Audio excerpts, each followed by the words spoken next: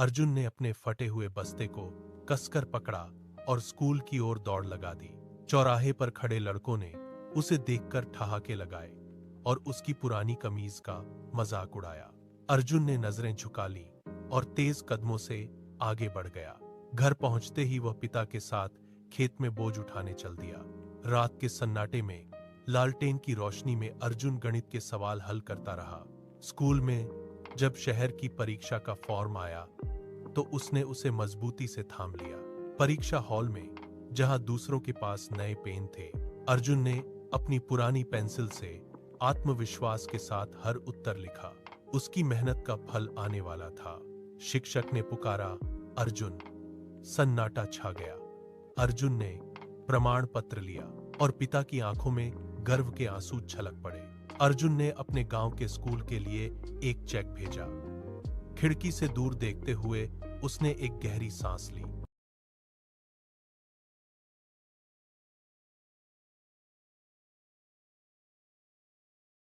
अर्जुन ने अपने फटे हुए बस्ते को कसकर पकड़ा और स्कूल की ओर दौड़ लगा दी। चौराहे पर खड़े लड़कों ने उसे देखकर ठहाके लगाए और उसकी पुरानी कमीज का मजाक उड़ाया। अर्जुन ने नजरें झुका ली और तेज कदमों से आगे बढ़ गया। घर पहुंचते ही वह पिता के साथ खेत में बोझ उठाने चल दिया। रात के सन्नाटे में लालटेन की रोशनी में अर्जुन गणित के सवाल हल करता रहा। स्कूल में जब शहर की परीक्षा का फॉर्म आया तो उसने उसे मजबूती से थाम लिया। परीक्षा हॉल में जहां दूसरों के पास नए पेन थे, अर्जुन ने अपनी पुरानी पेंसिल से आत्मविश्वास के साथ हर उत्तर लिखा। उसकी मेहनत का फल आने वाला था। शिक्षक ने पुकारा, अर्जुन। सन्नाटा छा गया। अर्जुन ने प्रमाण पत्र लिया और पिता की आंखों में गर्व के आंसू छलक पड़े। अर्जुन ने अपने गांव के स्कूल के लिए एक चेक भेजा। खिड़की से दूर देखते हुए उसने एक गहरी सांस ली।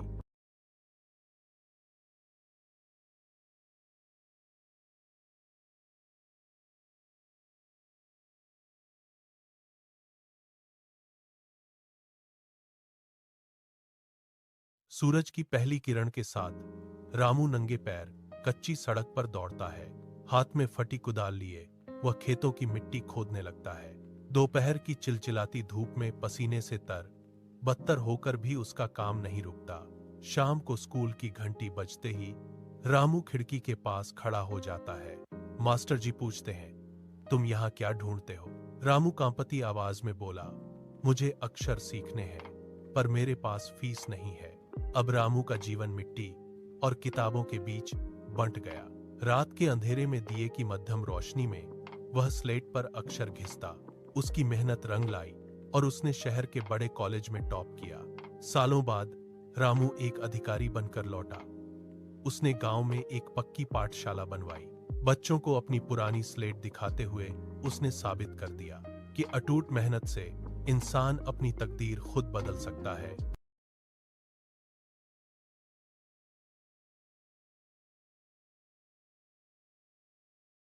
सूरज की पहली किरण के साथ रामू नंगे पैर कच्ची सड़क पर दौड़ता है।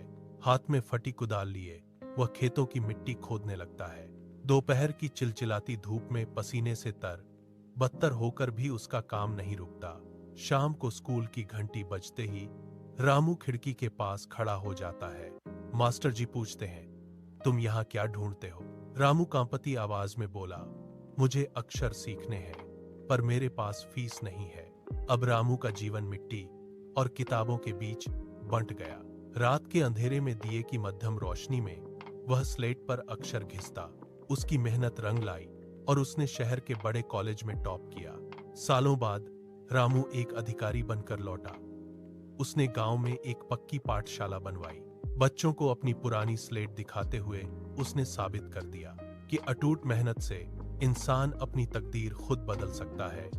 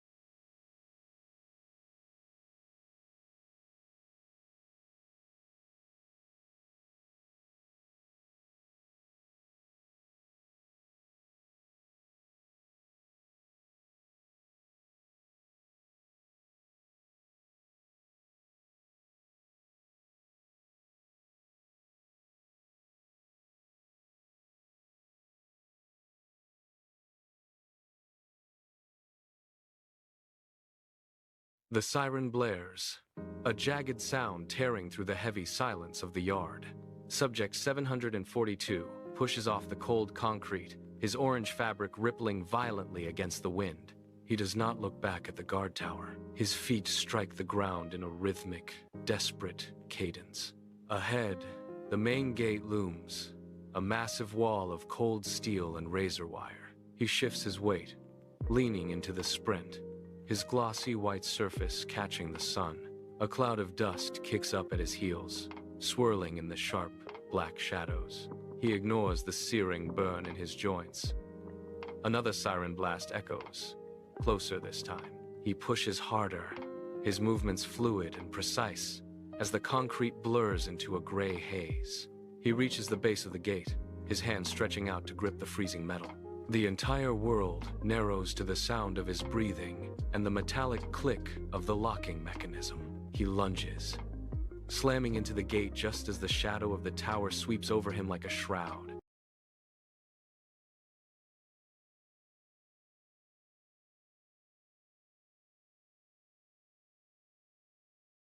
रामू अपने सूखे खेत के बीच बेबस खड़ा था, जहां जमीन में गहरी दरारें पड़ चुकी थीं। उसने अपनी पूरी ताकत से सख्त मिट्टी पर कुदाल चलाई। पसीना उसकी आंखों में चुभ रहा था। फसल बर्बाद हो चुकी थी। घर लौटकर उसने देखा कि उसकी पत्नी ने खाली थाली मेज पर रख दी है। हताशा को पीछे छोड़ रामू ने अपना झोला उठाया और 3 दिनों तक पैदल चलकर पड़ोसी गांव पहुंचा। वहां उसने कड़ी धूप में ईंटें ढोने का कठिन काम शुरू किया। वह हर दिन अपनी मजदूरी का आधा हिस्सा एक पुराने डिब्बे में सहेजता और खुद सिर्फ नमक रोटी खाकर गुजारा करता रहा। महीनों बाद गांव लौटकर उसने एक पंप खरीदा और खुदाई शुरू की। जैसे ही पानी की पतली धार फूटी, रामू की मेहनत रंग लाई। उसने नए बीज बोए और दिन रात देखभाल की। 3 महीने बाद खेत हरे भरे पौधों से लहलहा उठा। अब उसके घर में अनाज के बोरे भरे थे।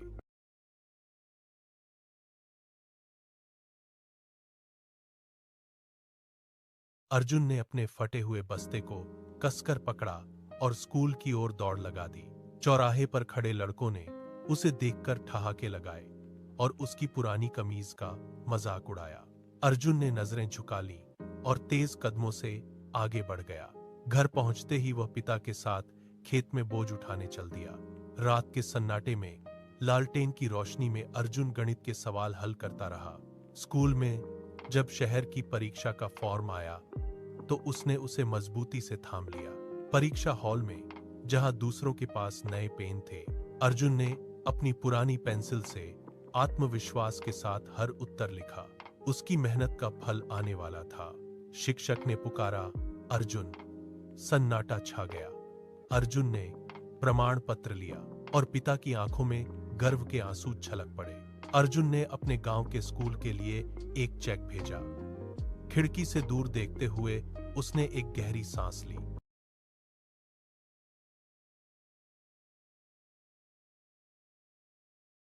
सूरज की पहली किरण के साथ रामू नंगे पैर कच्ची सड़क पर दौड़ता है। हाथ में फटी कुदाल लिए वह खेतों की मिट्टी खोदने लगता है। दोपहर की चिलचिलाती धूप में पसीने से बदतर होकर भी उसका काम नहीं रुकता। शाम को स्कूल की घंटी बजते ही रामू खिड़की के पास खड़ा हो जाता है। मास्टर जी पूछते हैं, तुम यहाँ क्या ढूंढते हो? रामू कांपती आवाज में बोला, मुझे अक्षर सीखने हैं, पर मेरे पास फीस नहीं है। अब रामू का जीवन मिट्टी और किताबों के बीच बंट गया। रात के अंधेरे में दिए की मध्यम रोशनी में वह स्लेट पर अक्षर घिसता। उसकी मेहनत रंग लाई और उसने शहर के बड़े कॉलेज में टॉप किया। सालों बाद रामू एक अधिकारी बनकर लौटा। उसने गांव में एक पक्की पाठशाला बनवाई। बच्चों को अपनी पुरानी स्लेट दिखाते हुए उसने साबित कर दिया कि अटूट मेहनत से इंसान अपनी तकदीर खुद बदल सकता है।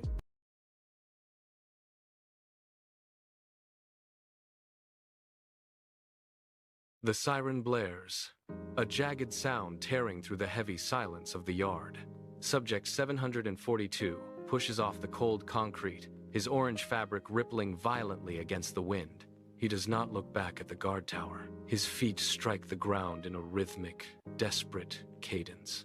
Ahead, the main gate looms, a massive wall of cold steel and razor wire. He shifts his weight, leaning into the sprint, his glossy white surface catching the sun. A cloud of dust kicks up at his heels, swirling in the sharp, black shadows. He ignores the searing burn in his joints. Another siren blast echoes, closer this time. He pushes harder, his movements fluid and precise, as the concrete blurs into a gray haze. He reaches the base of the gate, his hand stretching out to grip the freezing metal. The entire world narrows to the sound of his breathing and the metallic click of the locking mechanism. He lunges, slamming into the gate just as the shadow of the tower sweeps over him like a shroud.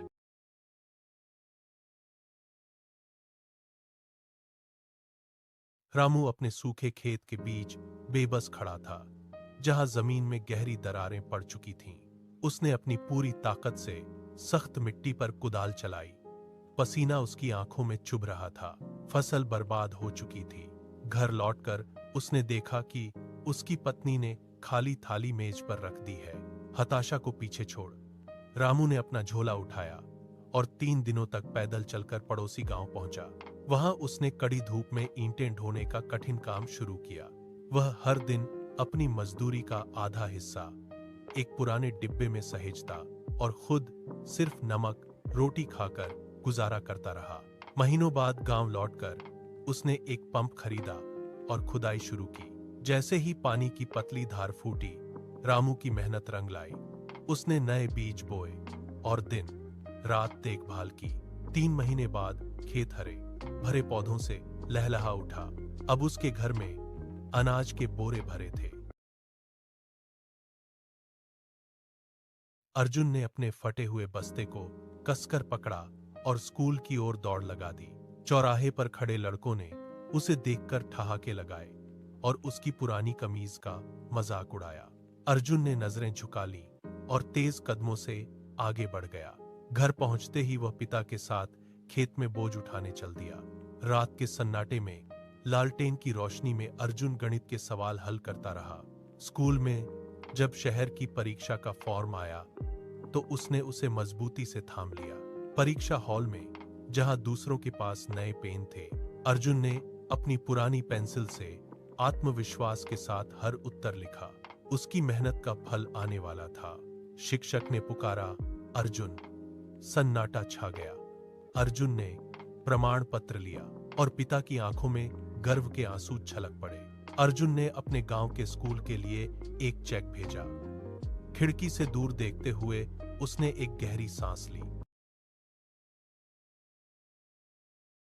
सूरज की पहली किरण के साथ रामू नंगे पैर कच्ची सड़क पर दौड़ता है। हाथ में फटी कुदाल लिए वह खेतों की मिट्टी खोदने लगता है। दोपहर की चिलचिलाती धूप में पसीने से बदतर होकर भी उसका काम नहीं रुकता।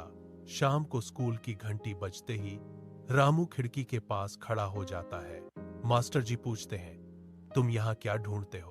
रामू कांपती आवाज में बोला, मुझे अक्षर सीखने हैं, पर मेरे पास फीस नहीं है। अब रामू का जीवन मिट्टी और किताबों के बीच बंट गया। रात के अंधेरे में दिए की मध्यम रोशनी में वह स्लेट पर अक्षर घिसता। उसकी मेहनत रंग लाई और उसने शहर के बड़े कॉलेज में टॉप किया। सालों बाद रामू एक अधिकारी बनकर लौटा। उसने गांव में एक पक्की पाठशाला बनवाई। बच्चों को अपनी पुरानी स्लेट दिखाते हुए उसने साबित कर दिया कि अटूट मेहनत से इंसान अपनी तकदीर खुद बदल सकता है। The siren blares, a jagged sound tearing through the heavy silence of the yard. Subject 742 pushes off the cold concrete, his orange fabric rippling violently against the wind. He does not look back at the guard tower. His feet strike the ground in a rhythmic, desperate cadence.